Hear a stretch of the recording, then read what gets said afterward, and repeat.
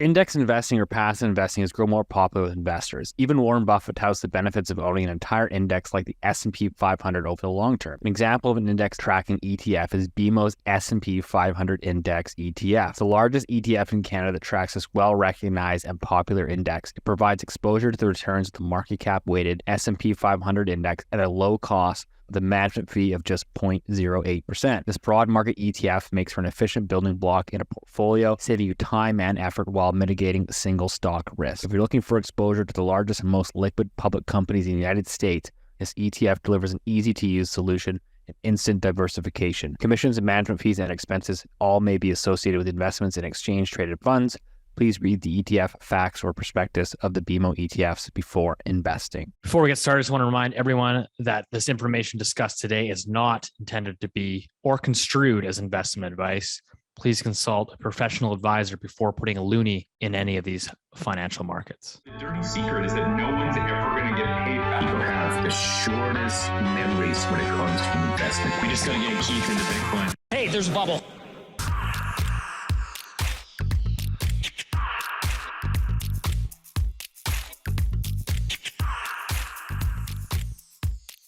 Welcome back to Loonie Hour, episode 110. Not joined by the three amigos today. We are missing a key cog, Rich Diaz.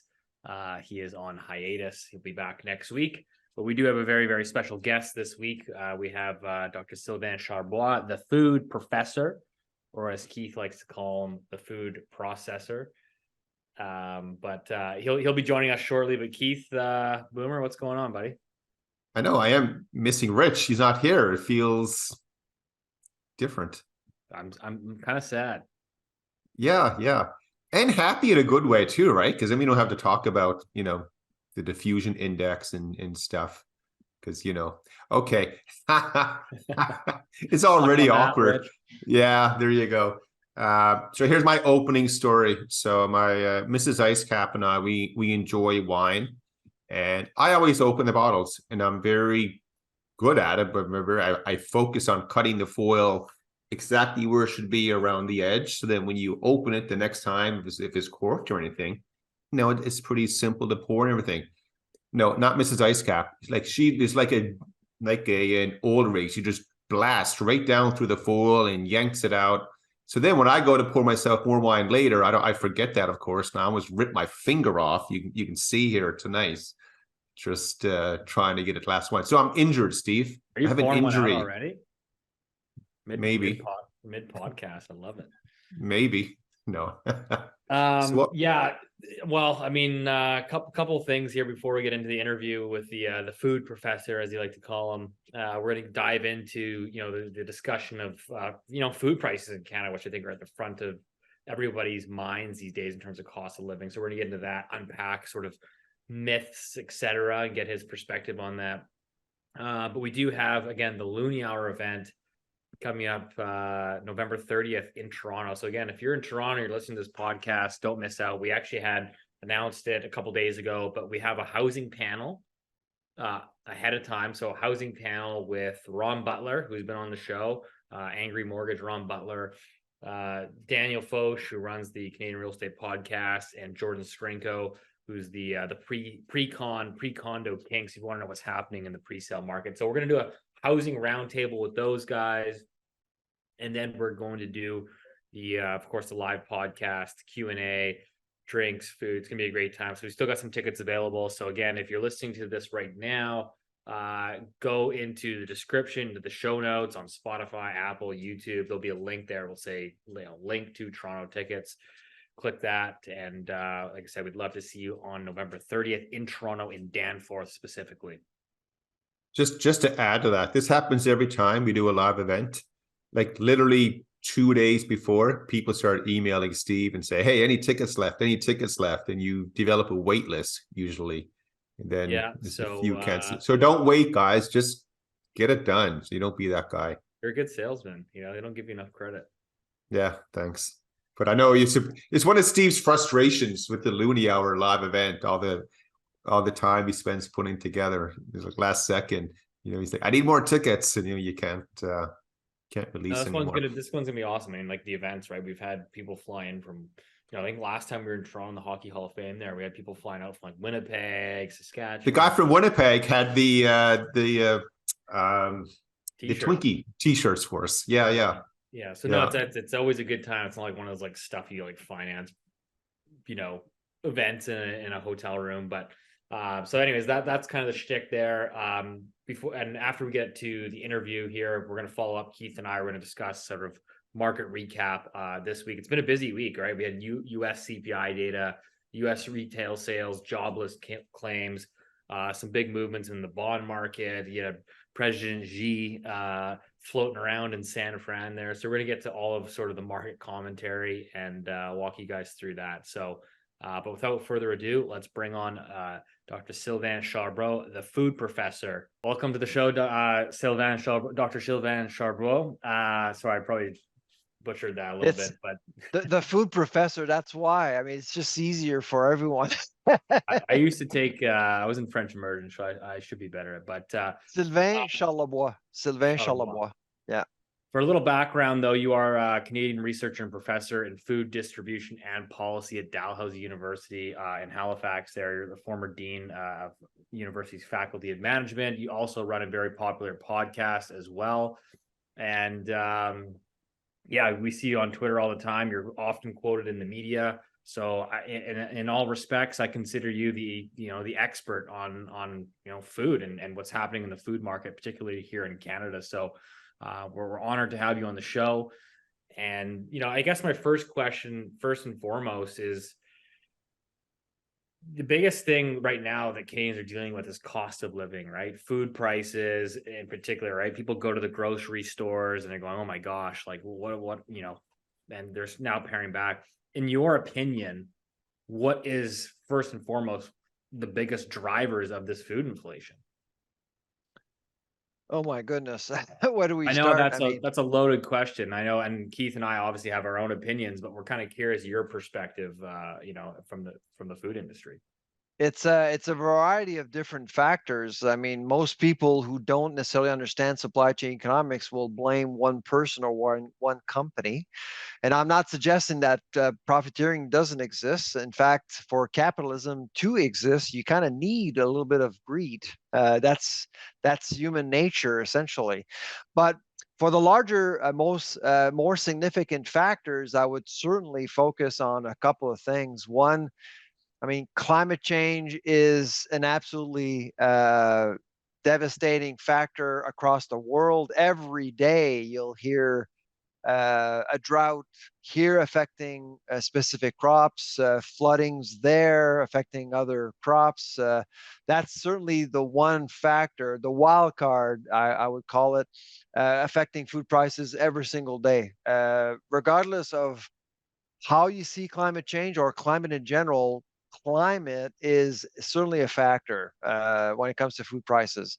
Is there any way to measure like volatility in that, just to unpack that like a little bit further in terms of like, we obviously have always had, storms and climate related events, but in your view and your research, are you seeing an acceleration in those sort of events impacting food chains, food supply? Yeah, I mean, there are two things happening. On the one hand, of course, you do have more extreme weather patterns affecting production and distribution. But also, I mean, the last 30, 40 years, we've been focusing more on a just-in-time model, which means that your margin of error is very, very small because you don't necessarily have that buffer in between nodes of the supply chain. So vertical coordination has been quite difficult in the food industry, simply because a lot of companies hate each other. They don't necessarily cooperate. They don't necessarily work together as well as they should, especially between grocers and processing. It's been extremely difficult, which is why we've been talking a lot about this grocer code of conduct in the news of late to allow for more vertical coordination, which would lessen price volatility. You can see that in the UK, Ireland, Australia, where there is a code of conduct and more vertical coordination, you do see price volatility being lessened as a result of more of that. There's not enough of that, and so that leads to higher food prices essentially. Can you elaborate code of conduct? Because like, again, like I think for like, our listener that maybe is not following food markets, like what is a code of conduct? What is, you Yeah. explain that in layman terms? Yeah, absolutely. So the weirdest thing about the food industry is that you have to pay a customer in order to do business with that customer. So Loblaw gets money from Pepsi, from Coke, Mondelez, Unilever, Procter. They get money, listing fees, marketing fees, distribution fees.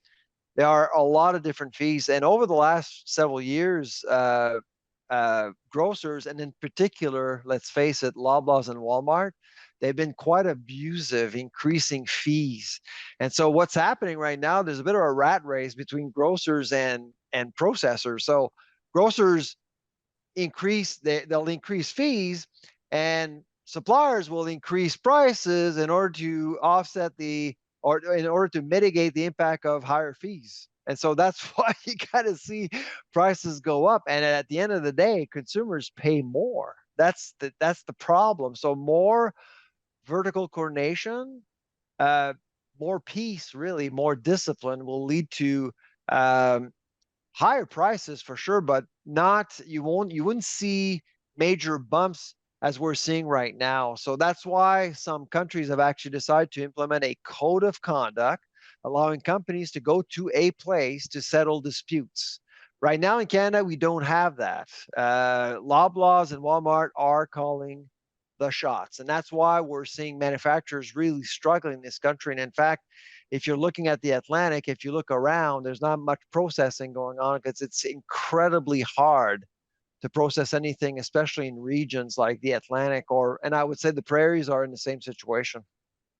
Let's just stay on that topic for a second, and then I want to jump over into a conversation about yield, what's being produced and crops and like that. Why don't we stick with that first, now that I have it in my mind. So with are yields declining or growing not as fast, or is it just cost more to produce the same as they were in the past? I mean, doesn't matter what you hear in the news, but agriculture is actually becoming more efficient and more productive. Let's face it, and that's due to genetic engineering mainly. Yields are going up. If you look at wheat, if you look at canola, if you look at soy, I mean, all these commodities, we actually produced more than ever last year in 2022 globally. So I mean, it boils down to price. Price, as you know, price takers will look for opportunities. If prices are depressed, they won't grow that stuff. I mean, that's basically how farmers work. Yeah.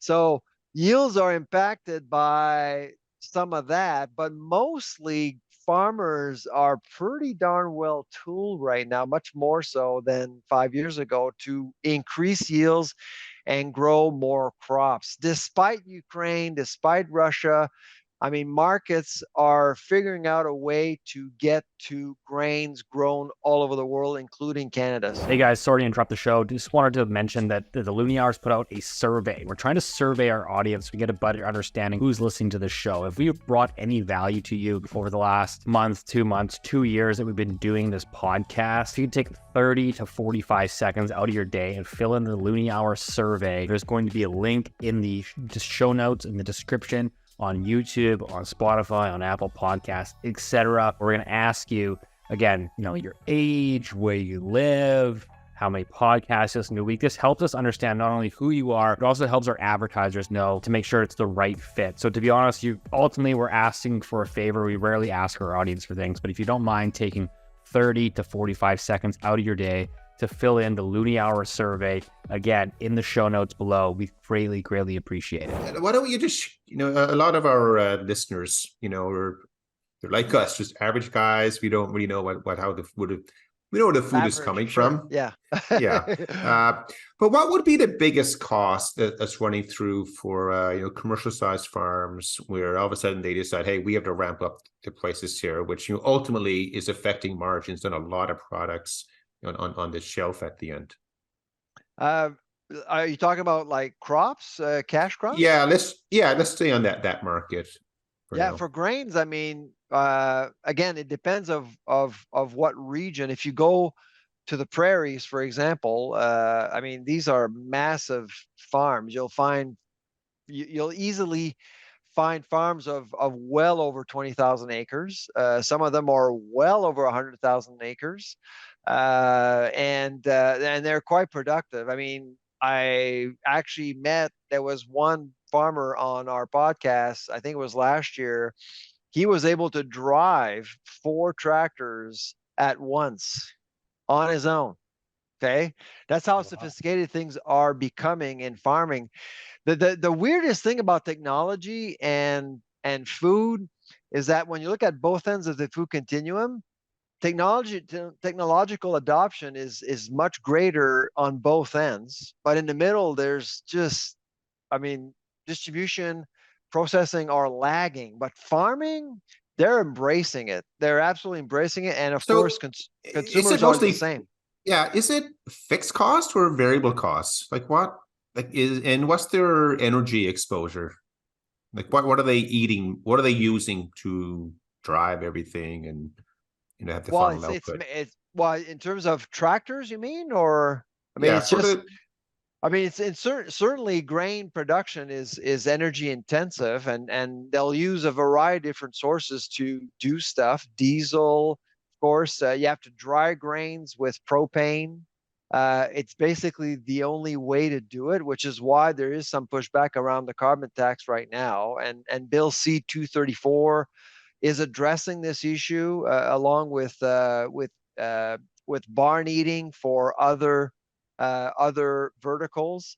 But generally speaking, grain production is energy intensive for specific portions of the year. So at the beginning, during seeding season, and at the end, in the middle is not much going on basically, other than perhaps irrigation and things like that. But other than and soil testing, but other than that, there's not much going on. But at the beginning and the end, very energy intensive, using So different sources of energy.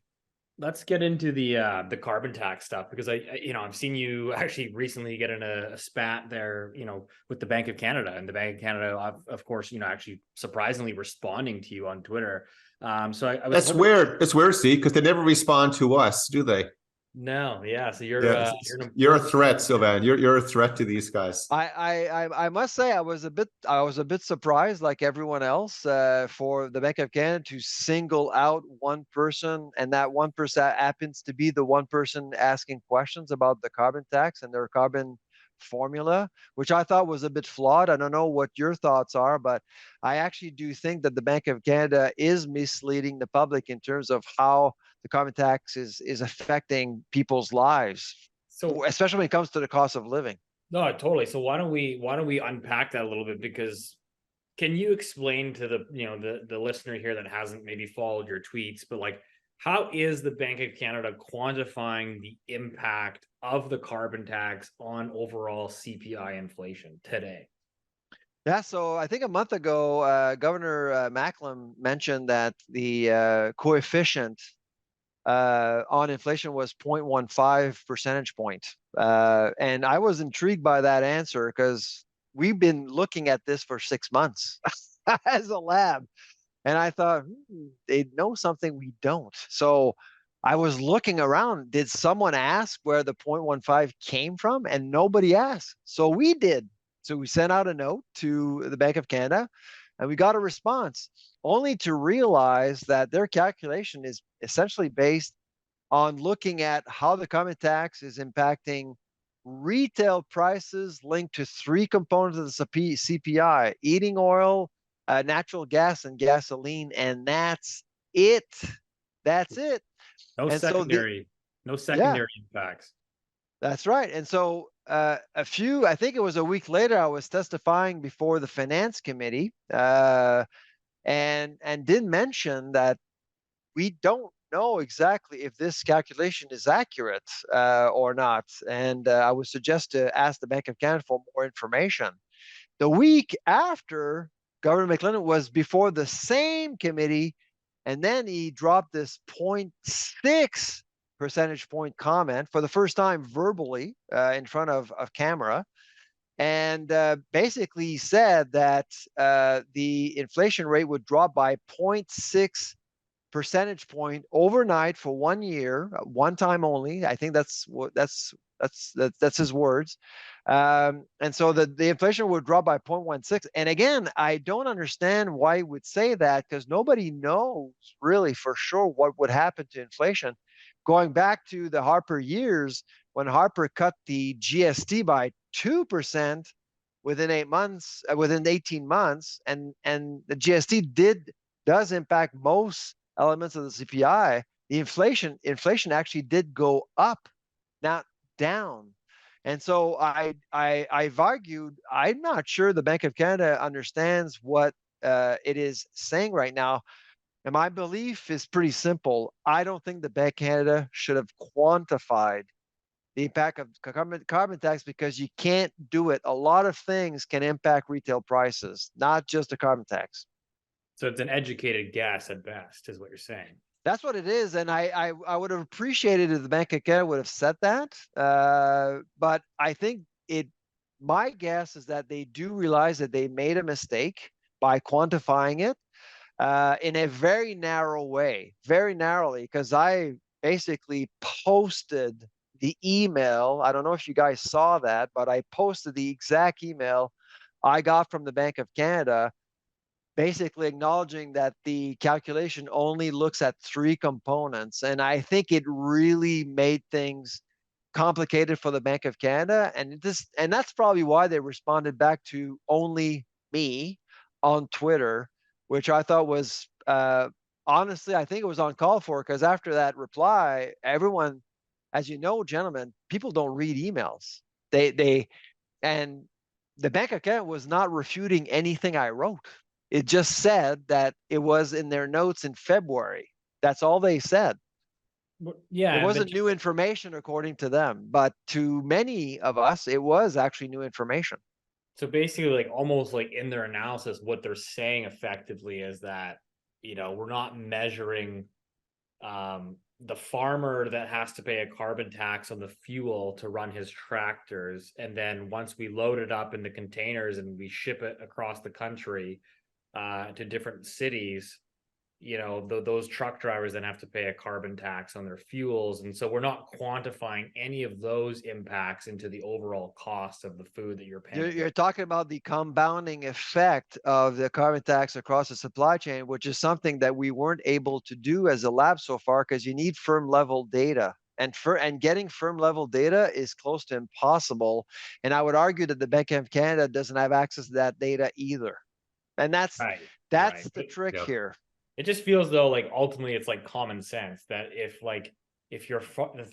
it becomes more expensive for the farmer to run his tractors and more expensive for the truck driver to truck the food, then naturally someone has to pass those costs on to the end user at some point. So that's why I recommended to FINA, to the finance committee when I was there, to pause on the carbon tax for the food industry from farm gate to store, because we don't know. I mean, I'm personally not necessarily against the carbon tax. If you drive a Hummer, I think you should pay a tax, to be honest. I mean, but when it comes to food, stakes are pretty high. I mean, and if we don't know what the risks are, we should pause and assess what the risks actually are.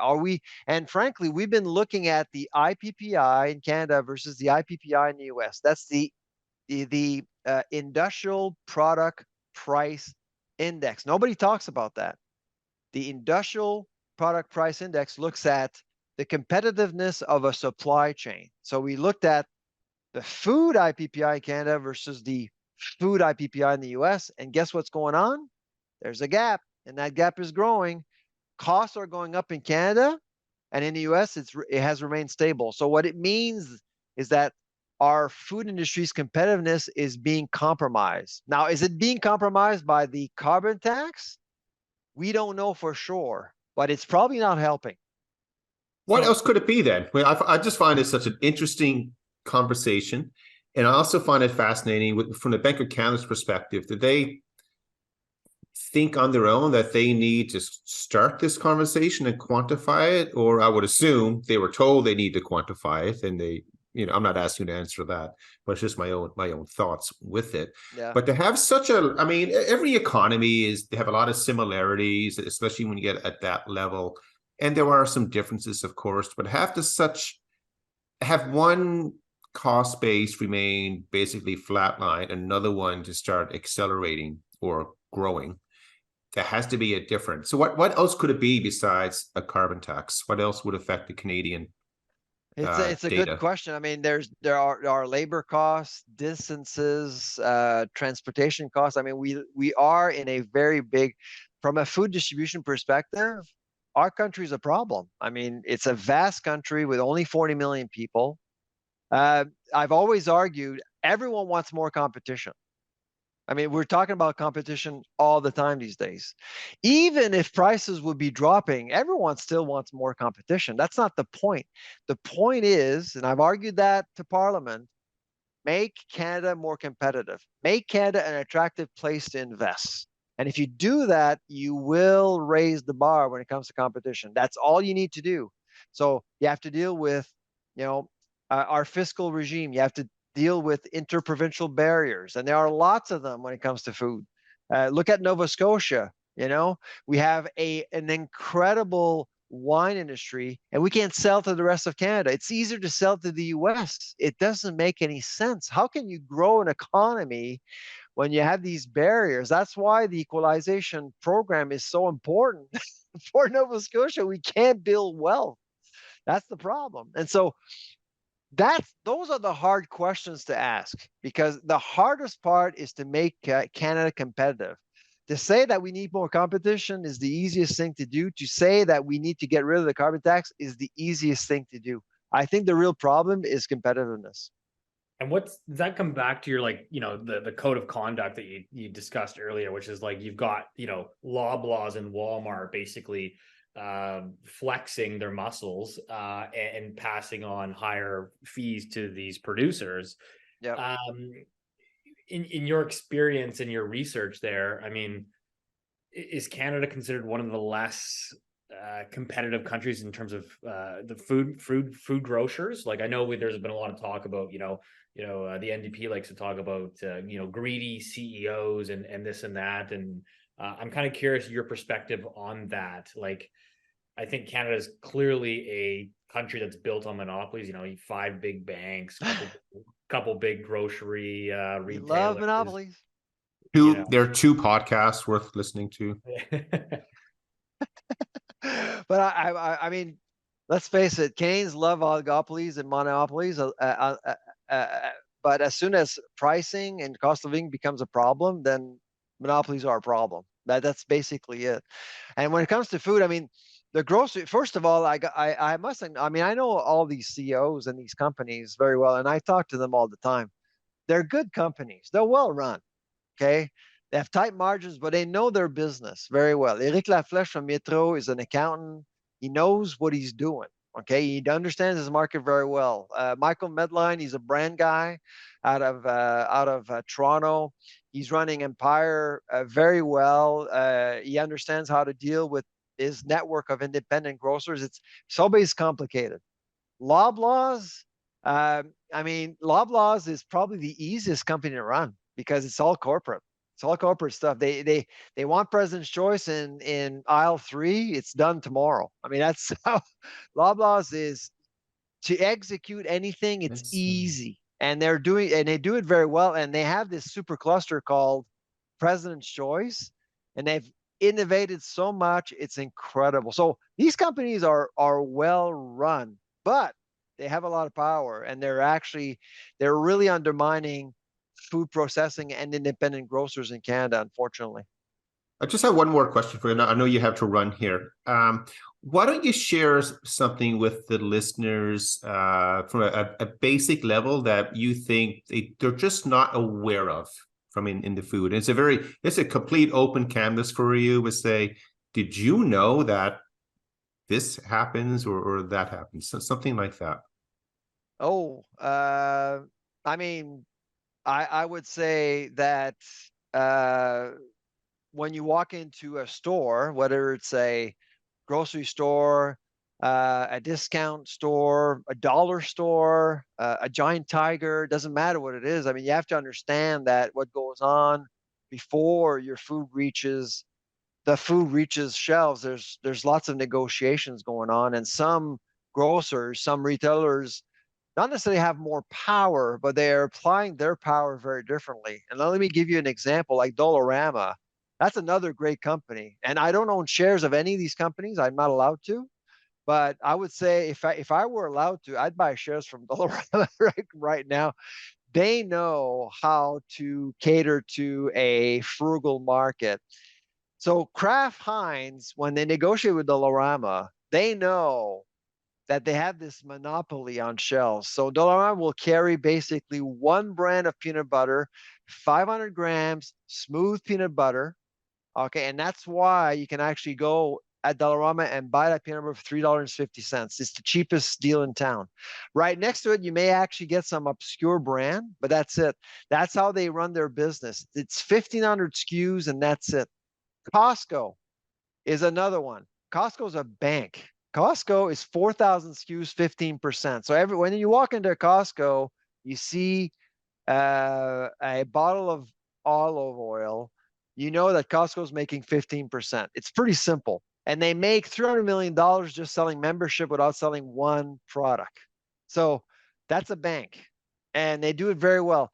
So what consumers need to understand is that every store is supported by a different business model that leads to different prices. It's unreasonable to think that peanut butter will be priced the same everywhere.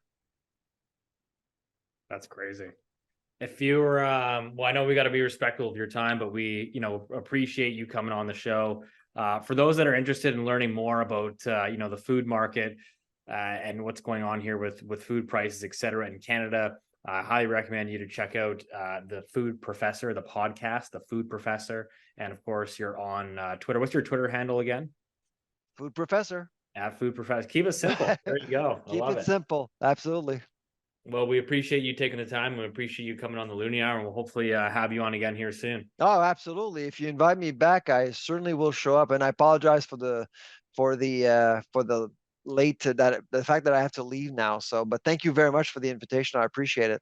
You're the man. Thanks for coming on. Hey guys, sorry to interrupt the show. Just want to remind you the Loonie Hour is going to be live in Toronto on Thursday, November 30th, starting at 6 p.m. The doors are going to open. It's going to be a live podcast, drinks, appetizers, laughs, good times. It's going to be so much fun. If you've ever been to any of our live events, I'm sure a lot of you can attest to that. But go check out our past live events on our YouTube channel there. You can check it out. Come meet hundreds of other Loonie Hour listeners. Come support the show. We'd love to see you there. There's going to be a link in the show notes below. Whether you're watching this on YouTube or listening to it on Spotify or Apple, there's going to be a link in the description which will take you directly to the Eventbrite page where you can purchase a ticket. Hope to see you there. That was a really good interview with Dr. Sylvain there.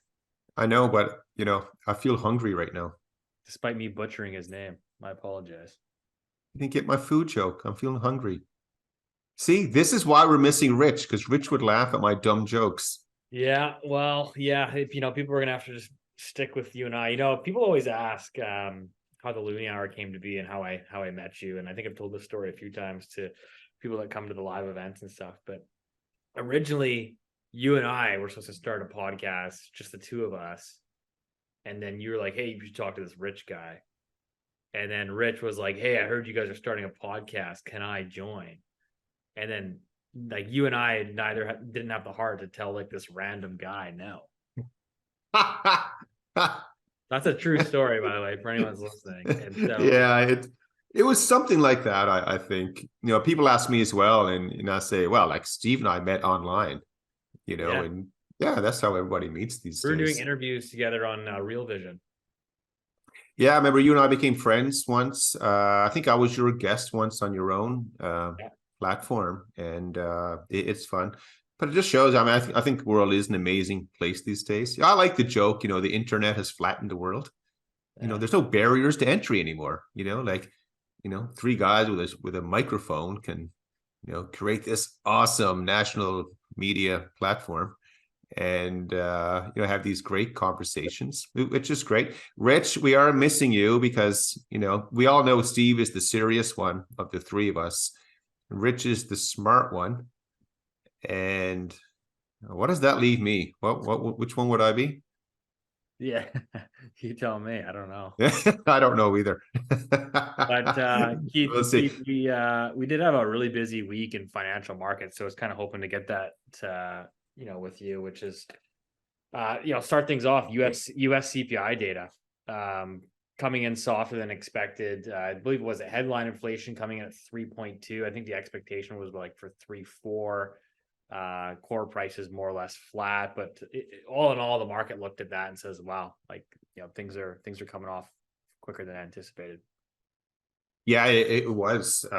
So right now, it is one of the single biggest drivers besides the Fed meeting that comes out.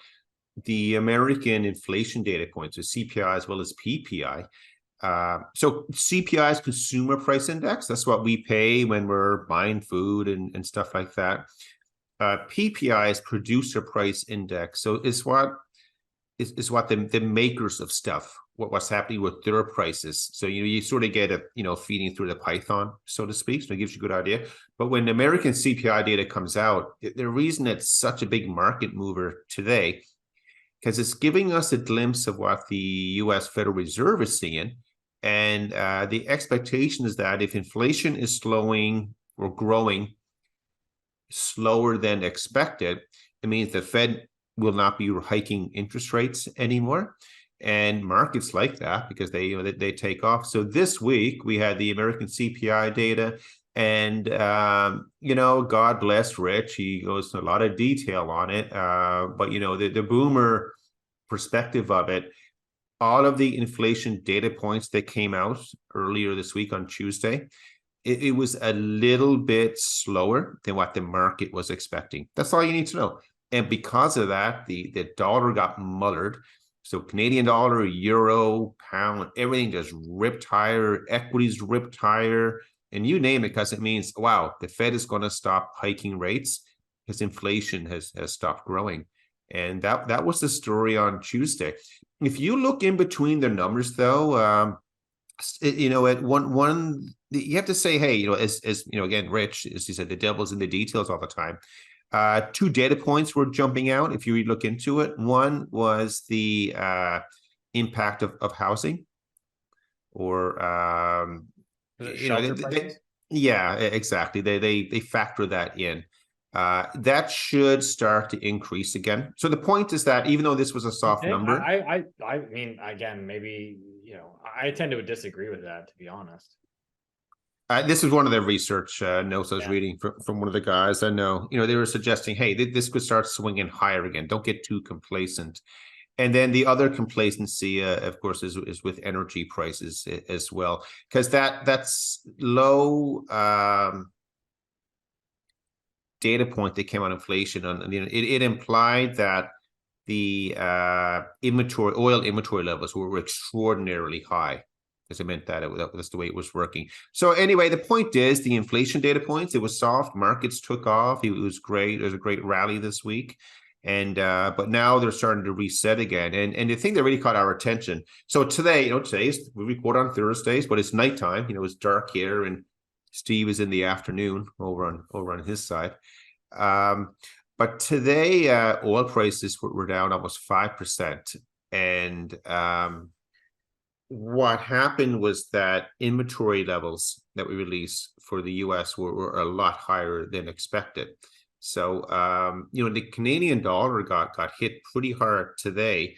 The Canadian dollar will swing back and forth between trading with oil and without oil, depending on what's going on.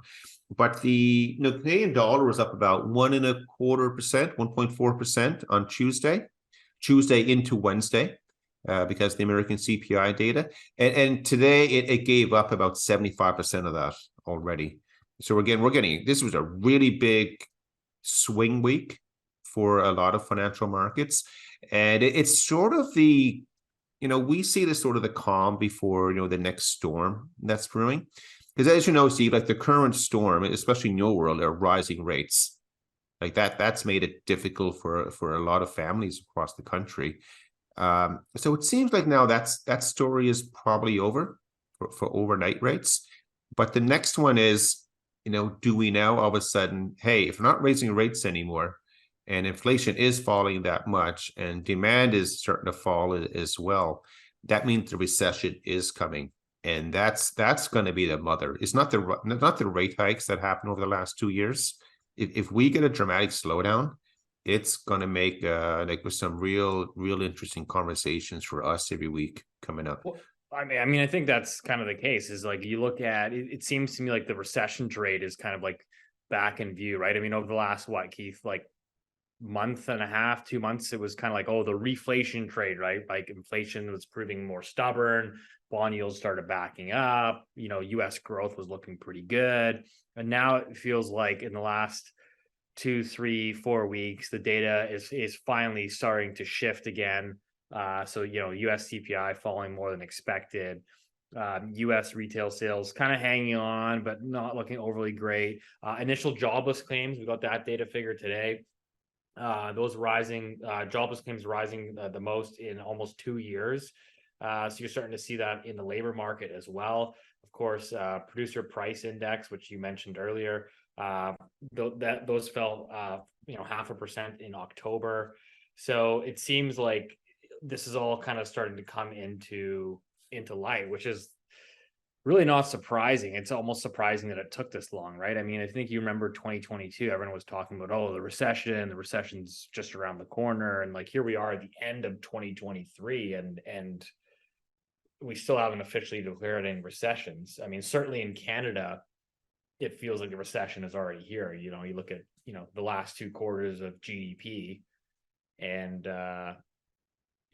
the recession, like I said, I think is here, but it seems like it's so it sounds like Steve's no longer having a prime rib on the bone every night. It seems like. I'm not gonna lie. I think I'd say I've cut back. Have you? Well, I had nothing to cut back from. I'm a pretty simple guy. Yeah, right, buddy. You getting like nice $50 Chianti every night. I'm modest. I'm very modest. I am modest guy. Isn't it funny the way I said that? By saying I'm a modest guy and the way I said it, it means I'm not modest. You've heard that old, yeah. You see, again, like we're missing Rich. Rich would be like slapping his head over that one. He's always good for a laugh. You heard that old story, the analogy with Warren Buffett, when I think, what is it? Like every morning he drives to the McDonald's drive-through. Dairy Queen. He's a Dairy Queen guy. No, I think it's McDonald's. He switched? Well, he owns like Dairy Queen stock, but I think he actually. Okay. I think and apparently he gets like the breakfast sandwich or whatever the hell he gets, and he'll only add the hash brown if the markets are up for the day. If the market's down, he like skimps out on the hash brown. Like, what a cheap bastard. I know, some people are wired differently. It's funny, kind of funny with him. He's had a lot of success over the years, of course. He drives the same pickup truck, doesn't he? It's not necessary. Yeah, it's not necessary. Do you know what I mean? But the thing with Buffett, like you're never allowed to speak ill of Warren Buffett and everything. And listeners going like, Keith's going to say something, but he behind the scenes, he's just as cruel and cold-hearted as the next guy. When it comes to making a nickel from someone, he'll bleed them dry. He will. He's not this. Like the nice old grandfather, that guy does not make billions in the investment world. But let's. I mean, the guy only invests basically in like monopolies. So, I mean, it kind of tells you what you need to know in terms of his worldview. Like it's, he's not investing in monopolies to demonopolize them. Well, why is he against the pipeline? Because he wants to have. Because he owns the trains. He's making gazillions on the like sending the oil down on trains. You move to the pipeline, the guy loses. But back to you just remind me something that catches our attention all the time. 2022, a lot of people were expecting the world to roll into recession in Canada. And technically Canada has now hit the recession. But I say it's a technical. We've hit a slowdown. It's not that bad. Yeah, some people would argue, they'll say, no, it is bad, right? Like these two jokers in Kitsilano and the South End of Halifax are not living in the real world. But we haven't hit anything hard yet. But despite all of the monetary tightening by central banks, you have to remember, and this is where it's not their fault in really achieving their objective, that there's still so much stimulus coming out of the government spending side that a lot of it is offsetting or neutralizing a lot of this monetary tightening at the same time. So that's why it continues to be our expectation that we are going to hit a recession. And we live in a world of absolutes in the way that we manage portfolios. We live in a world of probabilities.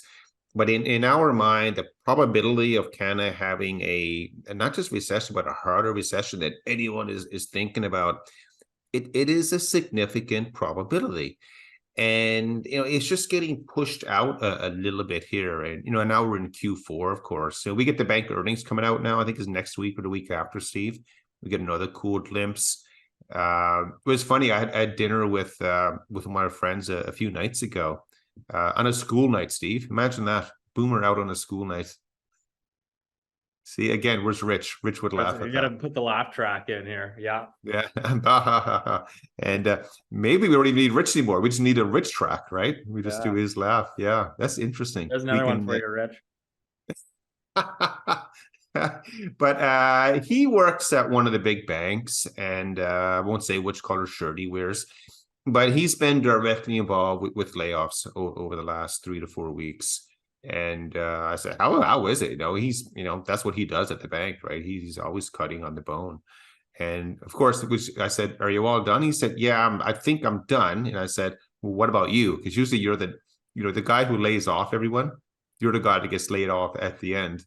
And he said, I'm safe for now, but we'll see where we go with it. But it sort of leads into on the big banks, though, just to kind of chime in of what's happening like in the mortgage market. Is again, we're seeing the bond market, yields are obviously falling, right? So that typically gets passed through into your fixed rate mortgages here in Canada. Again, most banks are being very reluctant to drop their fixed rate mortgage rates. So just less competition. They're just not as excited about aggressively sourcing out new mortgages, right? So it was like, during the pandemic and the housing euphoria, right? The banks were all tripping over themselves to win a new client, right? Like they would just aggressively cut their rates, undercut their competition to get the client. And today what you're seeing is, here's our best offer. Take it or leave it. We don't care if we're 15, 20 basis points higher than the other guy. If you want to use the other guy, go ahead. We're not going to chase the business. And so I think it's kind of telling of the bank's perspective right now in terms of, deploying capital and trying to sort of shore up their balance sheet. And what are you seeing outside of the bank's offerings? So, moving, one step lower, like, are they being more aggressive trying to compete, or have they retrenched as well in terms of like credit unions and stuff? Yeah. I don't seem to have a strong opinion on that. I would just say in general, the mortgage market is not very competitive right now. I think Ron Butler would have a strong opinion. We'll hear his opinion at the Toronto Live event. That's right. There's a good plug. So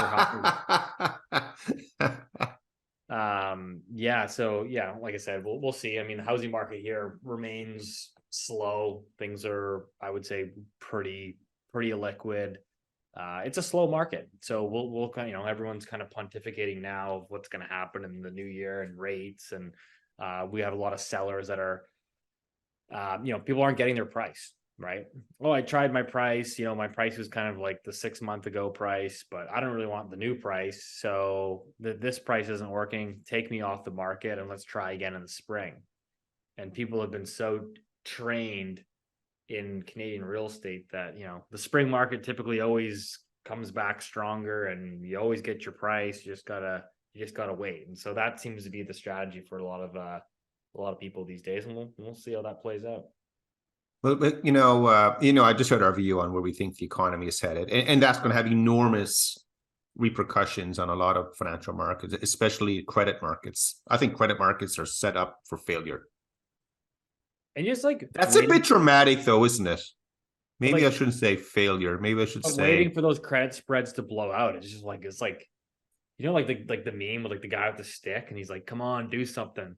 Like, why? Well, put it this way. Can they get any better? And the answer is no.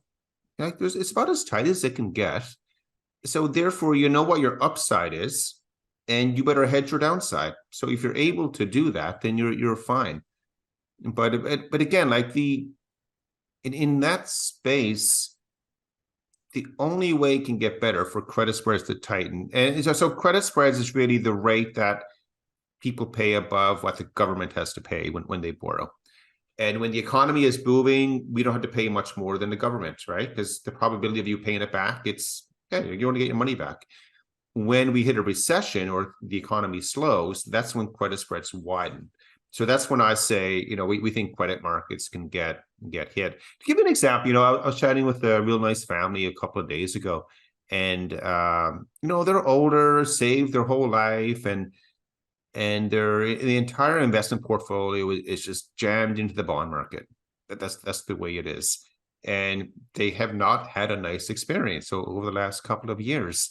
And it's all based on this premise that hey, bonds are low risk. You don't need to worry about anything. And Steve, like we disagree with that completely. Because if you look at a 40-year chart of long-term rates, and went from 20% down to zero, it has to go higher. But there's a lot of people. It's back to this. This conversation we're having now that credit spreads, they continue to be priced for a normal growing economy, in that it hasn't moved to be something worse. So what caught my attention today, here's an article. So Desjardins Securities, they're big enough, they make a noise. But here's the article from them. They predict the Bank of Canada will have to cut its policy rate at a faster and deeper rate than financial markets realize, right? And they say it's due to a persistent drag on consumption. You ready, Steve? From pending mortgage renewals. Which again, it's just common sense. If more and more families have to take more of their discretionary income to pay on their mortgage, it means there's less money available, less aggregate income available to spend on stuff. So whether the stuff is restaurants or Steve's favorite store, the Canadian Tire, and things like that. The economy comes down. So what Desjardins, what they say then, they're forecasting the Bank of Canada to cut rates by 1.5 percentage points in 24. So we're going from 5 to 3.5 next year. And they say another 125 in 25. So they're saying in 2025, so a year, let's call it 18 months out, the Bank of Canada could be down to 2.25%. And some people are thinking right now, hey, that's awesome. Hey, my variable mortgage is going to improve. Yeah. I'm telling you, these guys, they don't want to be right with this. Your fear should be is that they are right. Because if that's happening, the economy is just getting mullered. And we don't want that. Right, that just creates a worse. That's kind of like a catch-20 or catch-22, right? Which is like, absolutely. You're hoping for your mortgage to your mortgage renewals coming up. You're kind of hoping for that, but you also got to be worried about the security of your job. Well, that's just it. Let's just say your mortgage rate. Let's just say right now you're paying $2,000 a month for a mortgage. Is that a normal mortgage? I mean, in Vancouver now. I mean, if you got a studio apartment in Abbotsford, maybe. Okay. What if you don't have a studio apartment? I mean, honestly, like new mortgage size. I mean, again, you have to think like your benchmark price of a home is like over $1 million in Vancouver, right? So, I mean, if you're putting down. Okay, let's go GTA. Let's just say someone at GTA has a mortgage at $3,000 a month. Let's say that. Sure. I still think if you're a new purchaser, that's incredibly conservative, but yes. $3,000. Look at me. I'm a conservative guy, right? I'm not I know I am. And it's not, I did it again. By saying I'm not a conservative guy, it means laugh track. But again, let's just say you're paying $3,000 a month for your mortgage, and it comes up for renewal, and you get to keep it at 3, right? Because of the timing of rates coming off, as Desjardins is suggesting may happen, right? You never know if it will or not. There's also the probability that you don't have your job in that market. or your partner doesn't have a job in that market, or you're not getting the bonus that you normally get, and so forth. So with, again, if we get this prediction, or not prediction, it's a forecast what may happen. The Bank of Canada going from 5% down to 2.25% within 18 months. We're initially thinking, hey, this is awesome. I'm telling you, it is not awesome, because there's a lot more, less kind things happening in the economy. To your point, and I'll put an asterisk next to this. I like the guy, David Rosenberg.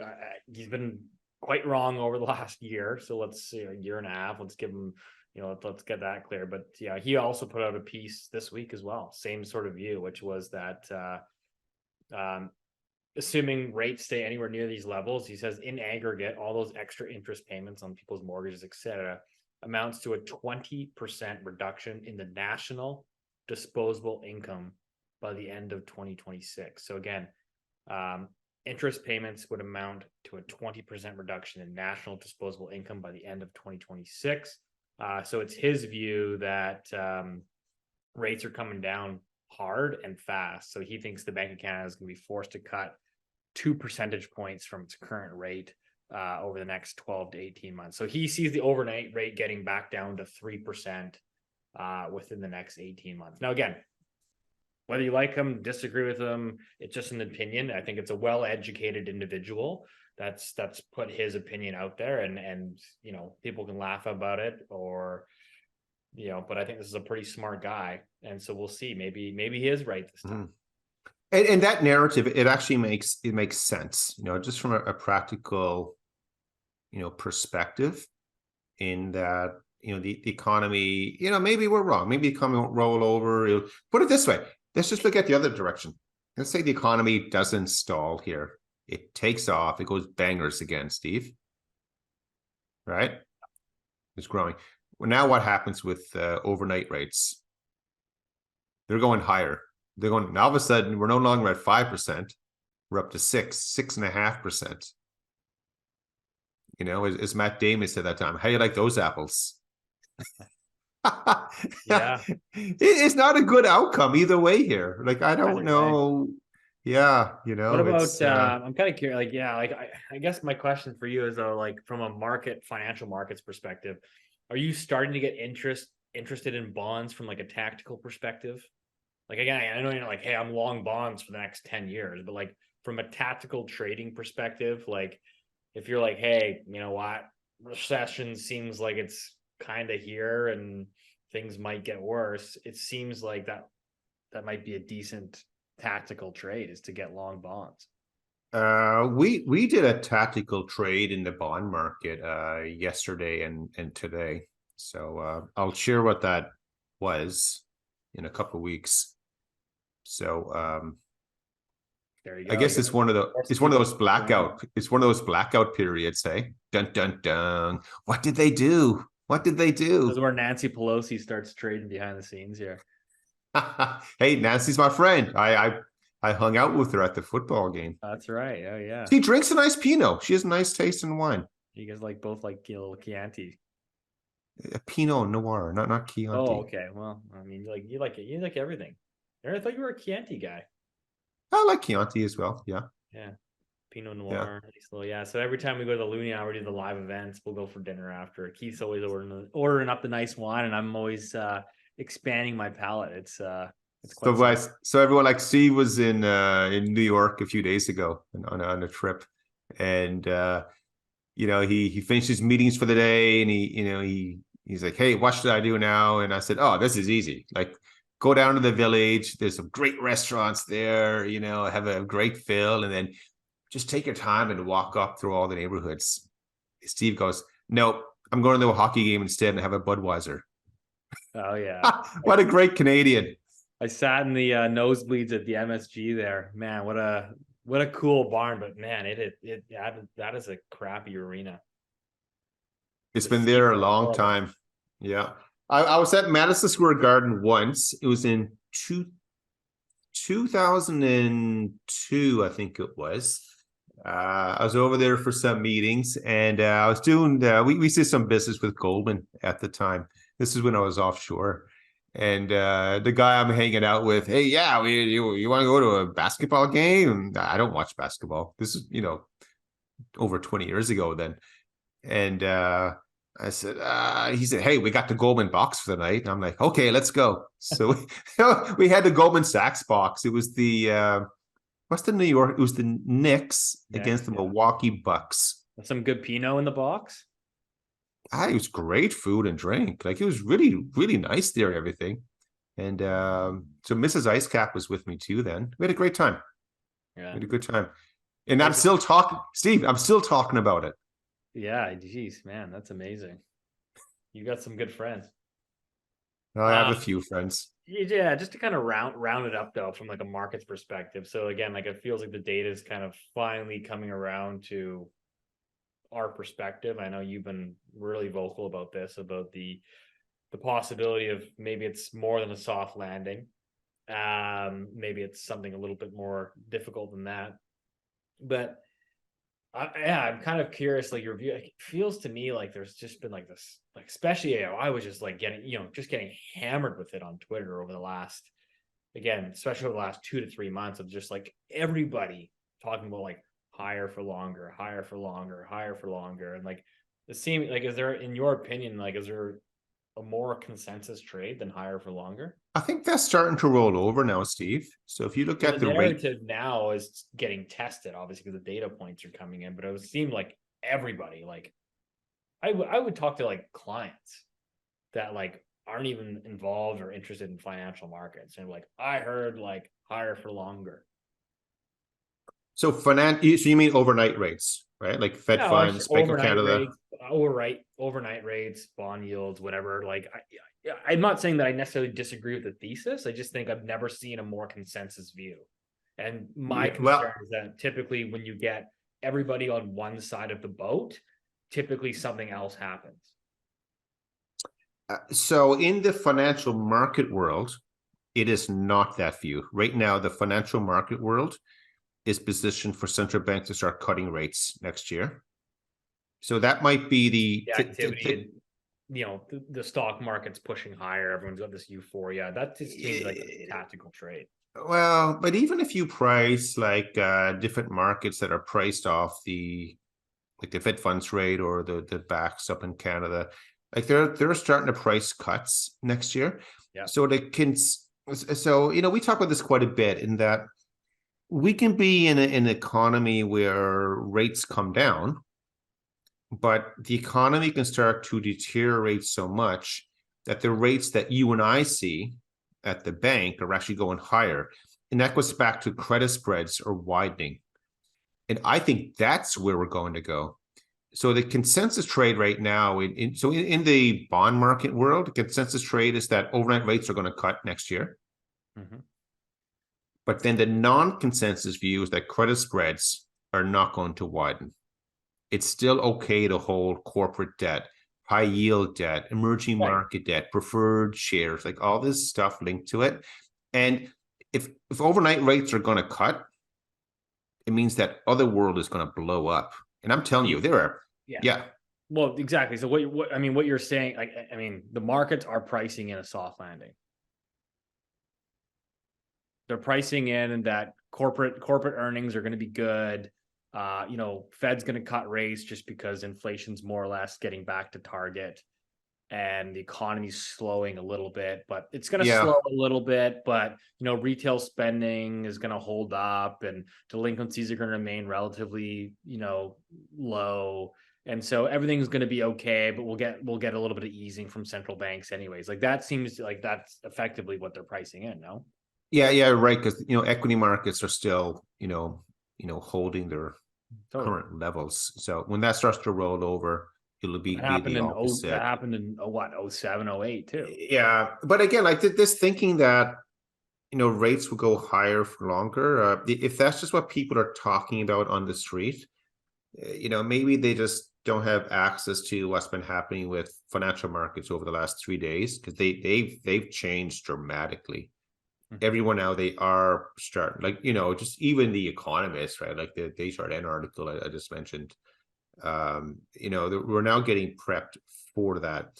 So the contrarian trade is that corporate credit, gets smashed, because it hasn't happened yet, right? And credit spreads are still okay.